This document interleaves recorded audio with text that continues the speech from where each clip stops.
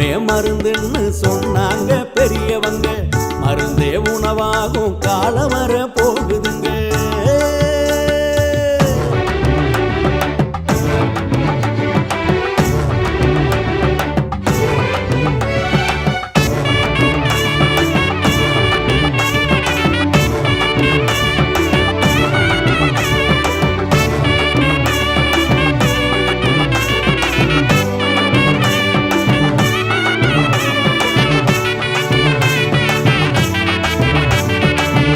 கட்டு கடுக்கு முட்டாய் கடிச்சு திங்க கடலை முட்டாய் வாய் மணக்கும் சூட முட்டாய் வலிந்து வரும் தேன் முட்டாய் இழந்த பழம் கொடுக்கா புளி உப்பு போட்ட ஒட்டு மாங்க கலாக்காய் கொய்யாக்கா கட்டி விற்கும் பனங்கிழங்கு பொட்டு கடலை பொறி உருண்டை வாங்கி தின்னு பாரு வாழுங்கால 100 100.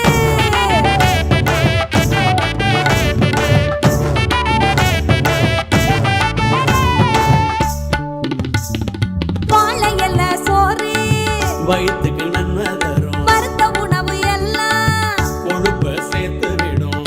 பழமும் காய்கறியும் பாதி நோய் தீர்க்கும். பருப்பை சேர்த்துக்கிட்டா புரத சத்து வரும். உப்பு சர்க்கரையும்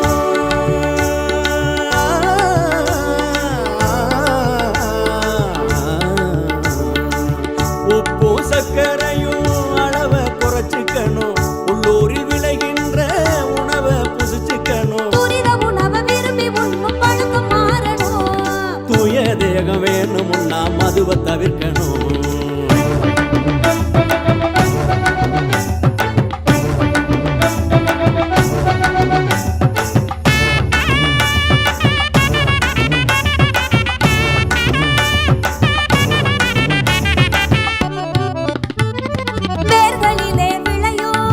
கிழங்க சாப்பிடணும். நார்சத்தும் வேணும். தண்டும் சாப்பிடணும். 100 விதமான கீரை வகை இருக்கு. நாளும் ஒதுக்காம தின்னா பயன் இருக்கு. வெள்ளை சர்க்கரையே